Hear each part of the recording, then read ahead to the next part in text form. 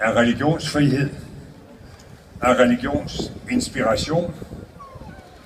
Der eksperimenteres, diskuteres og arrangeres på kryds og tværs af trosretninger.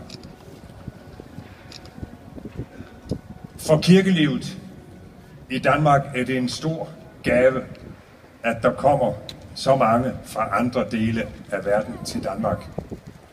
Det smitter af, både på vores kirke og vores kulturliv. Udgangspunktet for de kristne rundt om i verden er jo ikke det allerbedste.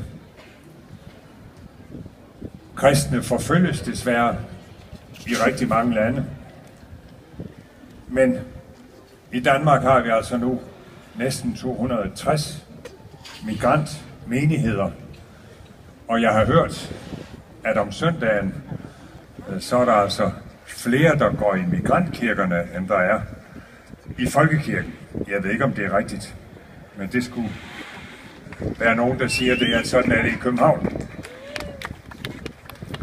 At komme til Danmark som kristen og opleve den dominerende folkekirkekristendom kan måske godt være lidt svært for nogen.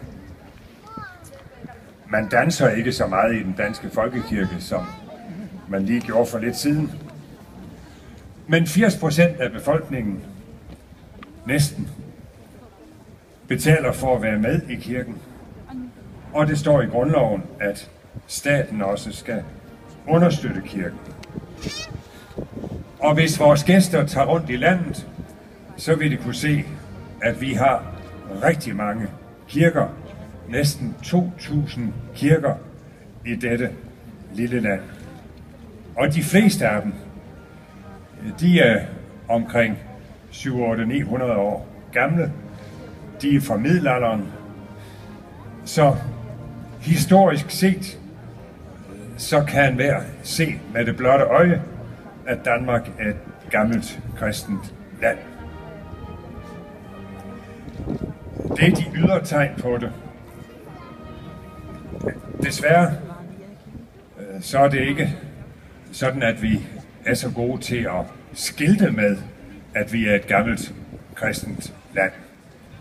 Sandheden er, at vi danskere er meget blufærdige med hensyn til, hvad vi tror på.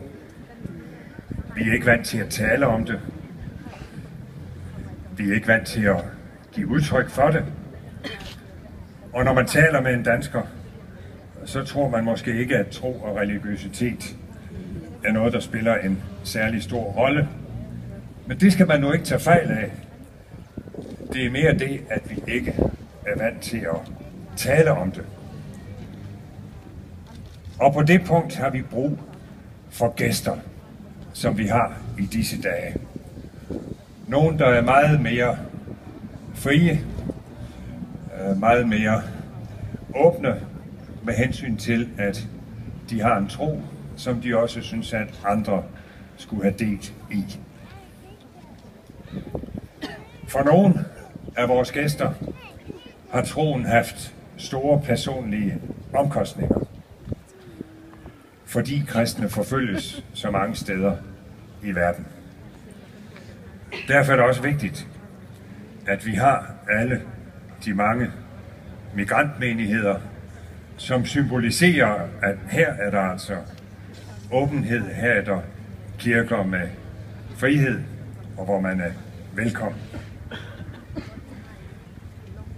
Der er nogen, der har den mærkelige opfattelse, at det skulle være et problem, hvis der er mennesker, der har en stærk tro. Og et af de værste skældsord, der findes på dansk, det er ordet fundamentalist. Som om det skulle være et problem, at der er nogen, der tror på noget. Til dem vil jeg sige, husk lige, at friheden, den blev opfundet af mennesker, som havde en meget stærk tro. Nogle af dem havde det så dårligt i Europa, at de måtte tage til Amerika for at få lov at leve i fred med deres tro. Og der skabte de så et samfund, hvor man respekterer hinandens tro, Giv hinanden frihed, for jeg er kun fri, hvis du også er fri.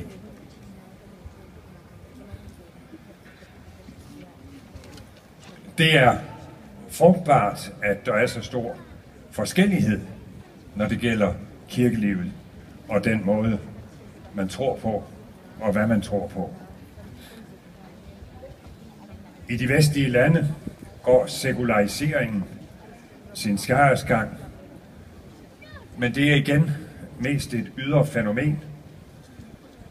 Men bivirkningen er jo, at færre og færre er fortrolige med kristne traditioner og med de bibelske fortællinger, på trods af, at begge dele gennemsyrer vores samfund. Vi må så trøste os med, at kristendommen til gengæld er i vækst i både Afrika, Asien og i Sydamerika, og det er den, selvom der samtidig er masser af eksempler på områder, hvor kristne forfølges, krænkes og undertrykkes på grund af deres tro. Det er desværre tilfældet i langt de fleste lande. 70% af verdens lande har ikke fuld frihed for kristne.